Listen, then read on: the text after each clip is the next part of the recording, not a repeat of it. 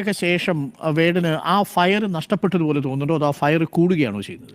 എനിക്ക് ഞാൻ കൂടുതൽ വായിച്ചുകൊണ്ട് എനിക്ക് വായിക്കാനുള്ള സാഹചര്യങ്ങളൊക്കെ ഇപ്പോൾ ഭയങ്കര ഓപ്പണായി എനിക്ക്. അപ്പം ഞാൻ കൂടുതൽ വായിച്ചുകൊണ്ടിരിക്കുക. എനിക്ക് ഒരിക്കലും ആ തീ കെട്ടുപോകാതിരിക്കാൻ ഞാൻ കിണഞ്ഞ് പരിശ്രമിച്ചുകൊണ്ടേയിരിക്കും.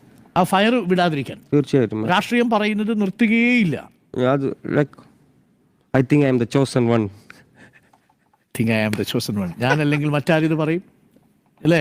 ഒരു ആർട്ടിസ്റ്റായിട്ടേ എനിക്ക് ഇത് പറയാൻ എനിക്ക് ഉള്ള ധൈര്യം ബാബാ സാഹിബ് അംബേദ്കറിൽ നിന്നും അയ്യങ്കാളിൽ നിന്നും കിട്ടുന്നതാണ്. ഞാൻ അവരെ വായിച്ചതുകൊണ്ടും അല്ലാതെ എനിക്ക് ഈ ബുദ്ധിജീവി സമൂഹം ഉണ്ടല്ലോ, ഈ ബുദ്ധിജീവി സമൂഹം ഇപ്പോൾ എന്നെപ്പോലൊരു വ്യക്തിക്ക് ഇപ്പോൾ സമൂഹത്തിൽ രാഷ്ട്രീയക്കാരേക്കാളും സ്വാധീനമുള്ള ഒരു വർഗ്ഗമാണ് ബുദ്ധിജീവി വർഗം എന്ന് പറയുന്നത്.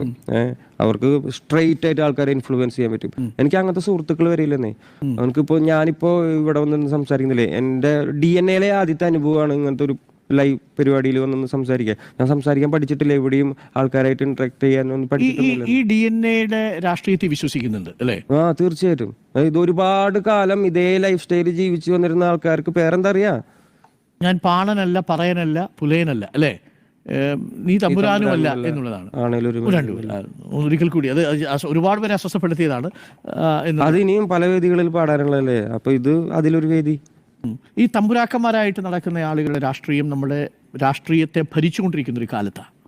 പല ആശയങ്ങളും, ഞാൻ ബ്രാഹ്മണനായി ജനിക്കുന്നത്, പൂണൂലിട്ട് നടക്കുന്നത് ആഗ്രഹിക്കുന്ന മനുഷ്യരുള്ള അടുത്ത ജന്മം എന്നുണ്ടെങ്കിൽ ഞാൻ ബ്രാഹ്മണനായി ജനിച്ചാൽ മതി എന്നൊക്കെ.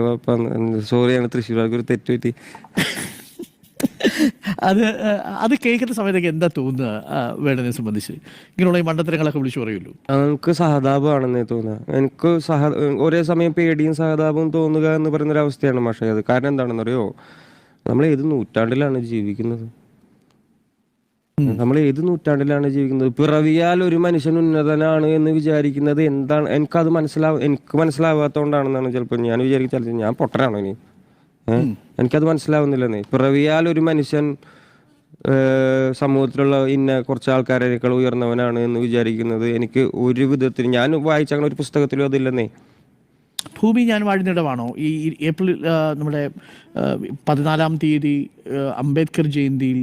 ഇല്ല, അത് വേടനെ പറ്റി എല്ലാവർക്കും അറിയുന്നതാണ്. വേടനുണ്ടെങ്കിൽ തനിക്ക് തോന്നുന്ന കാര്യങ്ങൾ ആരുടെ അടുത്തും പറയുന്നതായിരിക്കും. അത് ഏത് രീതി വേണമെങ്കിലും പറയാൻ വേണ്ടി ശ്രമിക്കുന്ന ഒരാളാണ്. തനിക്ക് ഇഷ്ടമില്ലാത്ത കാര്യങ്ങളുണ്ടെങ്കിൽ അത് ആരോടും പ്രകടിപ്പിക്കുന്നതിന് ഒരു മടി കാണിക്കാത്ത ഒരാൾ കൂടിയാണ് വേടൻ. സോ അങ്ങനെ ഉണ്ടെങ്കിൽ പല കാര്യങ്ങളും പലർക്ക് വേണ്ടി ഇങ്ങനത്തുള്ള കാര്യങ്ങളൊക്കെ പറഞ്ഞിട്ടുമുണ്ട്, അല്ലെങ്കിൽ പലരെ എതിർത്തുകൊണ്ട് സംസാരിച്ചിട്ടുമുണ്ട്. സോ അങ്ങനെ ഒരുപാട് ശത്രുക്കളും ഒരുപാട് ആൾക്കാരും ഉള്ളതാണ്. അങ്ങനെ ഇരിക്കുന്ന സമയത്താണ് ഇതിനകത്തുള്ളൊരു ഇൻ്റർവ്യൂവിൽ ഇതിനകത്തുള്ള കാര്യങ്ങൾ പറയുന്നത്. സുരേഷ് ഗോപിയെ പറ്റി കേൾക്കുന്ന ആർക്കായാലും മനസ്സിലാവുന്ന ഒരു കാര്യമാണ് സുരേഷ് ഗോപിയെ പറ്റിയാണ് ഇത് പറയുന്നത് എന്നുള്ളൊരു കാര്യം. സോ സുരേഷ് ഗോപി ഉണ്ടായി ജയിച്ചതിന് ശേഷം ഒരുപാട് കാര്യങ്ങൾ ചെയ്തു കൊടുക്കുക അല്ലെങ്കിൽ ഇങ്ങനെ എന്നുള്ള കാര്യങ്ങളൊക്കെ പറഞ്ഞിട്ടുണ്ടായിരുന്നു. പക്ഷേ അത് കഴിഞ്ഞതിന് ശേഷം ഭയങ്കരമായിട്ടുള്ള അത്ര ആൾക്കാർ വിചാരിച്ച കണക്കത്തുള്ള രീതിയിൽ പോകുന്നൊന്നുമില്ലായിരുന്നു. സോ അതുകൊണ്ട് തന്നെ ഉണ്ടെങ്കിൽ ഒരുപാട് പേര് അതിനെ പറ്റിയുള്ളൊരു കാര്യങ്ങൾ സോഷ്യൽ മീഡിയയിൽ അല്ലാതൊക്കെ പറയുന്നുണ്ടായിരുന്നു. അങ്ങനെ ഇരിക്കുന്ന സമയത്താണ് എല്ലാവരുടെയും പറയുന്നത് ശരിയാന്നുള്ള രീതിയിൽ അല്ലെങ്കിൽ എല്ലാവരും ആഗ്രഹിക്കുന്ന രീതിയിലുണ്ടെങ്കിൽ ഇതിനൊക്കെ വേടം വന്നിട്ടുണ്ടെങ്കിൽ അതിനെ പറ്റിയുള്ളൊരു അഭിപ്രായം പറഞ്ഞിരിക്കുന്നത്. ഇതുകൊണ്ട് തന്നെ ഉണ്ടെങ്കിൽ വേടൻ ഒരുപാട് ആൾക്കാർ എതിരെ നിൽക്കാറുണ്ട്. വേടൻ ഇതേ കണക്കുണ്ടെങ്കിൽ തനിക്ക് തോന്നുന്ന കാര്യങ്ങൾ അല്ലെങ്കിൽ ശരിയാന്നുള്ള കാര്യങ്ങൾ തുറന്ന് പറയുന്നതുകൊണ്ട് തന്നെ ഒരുപാട് ശത്രുക്കളും കാര്യങ്ങളൊക്കെ വേടന് ഒരുപാട് ഉണ്ടായതുകൊണ്ട്. സോ ഇതിനെപ്പറ്റിയുള്ള നിങ്ങളുടെ അഭിപ്രായം എന്തോന്ന് കമൻറ്റ് ബോക്സിൽ കമൻറ്റ് ചെയ്യുക. നിങ്ങൾ ഈ ചാനൽ ആദ്യമായിട്ടാണെങ്കിൽ മറക്കാതെ ലൈക്ക് ചെയ്യൂ, ഷെയർ ചെയ്യൂ, കമൻറ്റ് ചെയ്യൂ, മറക്കാതെ സബ്സ്ക്രൈബ് ചെയ്ത് അടുത്തുള്ള ബെൽ ബട്ടൺ അമർത്തുക. എന്നാലേ ഇനി ചെയ്യുന്ന വീഡിയോസ് എല്ലാം നിങ്ങൾക്ക് നോട്ടിഫിക്കേഷനേ വരികയുള്ളൂ.